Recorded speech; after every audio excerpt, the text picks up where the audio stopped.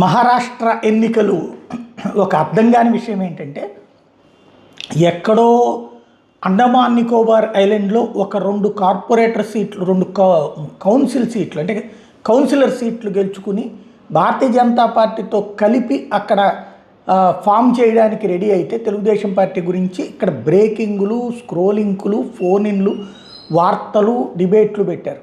అండమాన్ దాకా పాకిపోయినటువంటి తెలుగుదేశం పార్టీ తెలంగాణలో కూడా అది చేయబోతుంది, ఇది చేయబోతుంది. అదే భారతీయ జనతా పార్టీ జాతీయ స్థాయిలో ఇప్పుడు మహారాష్ట్ర ఎలక్షన్ అనేది అంత ముఖ్యం. పోనీ ఇదివరకు అంటే బీజేపీ మీద ద్వేషం ఉందనుకుందాం, ఇప్పుడు భారతీయ జనతా పార్టీ తెలుగుదేశం కూటమిలో భాగమే కదా. ఎందుకు పొద్దున్నుంచి టీవీలకి వీళ్ళకి పట్టలేదు మహారాష్ట్ర మున్సిపల్ ఎన్నికలు?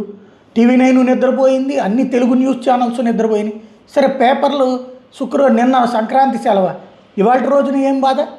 ఇవాళ పొద్దునుంచి వాళ్ళ జర్నలిజం, వాళ్ళ జర్నలిస్టులు అందరూ ఉంటారు, సబ్ ఎడిటర్లు అందరూ ఉంటారు కదా, పొద్దునుంచి వాళ్ళ నెట్ ఎడిషన్స్లో రాయొచ్చు కదా, 1 2 వార్తలు.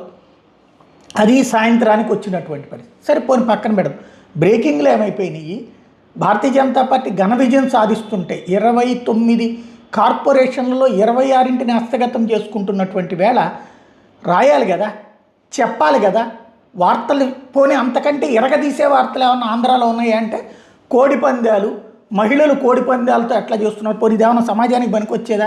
మిగతా మహిళలను ప్రోత్సహించి మీరు కూడా పందాలు ఆడండి, జోదాలు ఆడండి అని చెప్పడం తప్ప ఏమైనా ప్రయోజనం ఉందా?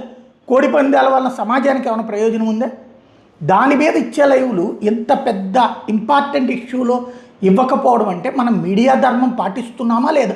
ఎందుకంటే ప్రజలకి సమాచారం అందించడం ప్రాథమిక కర్తవ్యం కదా. కోడి పందాల సమాచారం ఇవ్వడం కర్తవ్యమా, లేకపోతే ఇట్లాంటి ఎలక్షన్ సమాచారం ఇవ్వడం కర్తవ్యం? ఒక్కసారి ఆత్మ అనేది ఉంటే తెలుగు మీడియా ఆత్మవిమర్శ చేసుకుంటే బాగుంటుంది.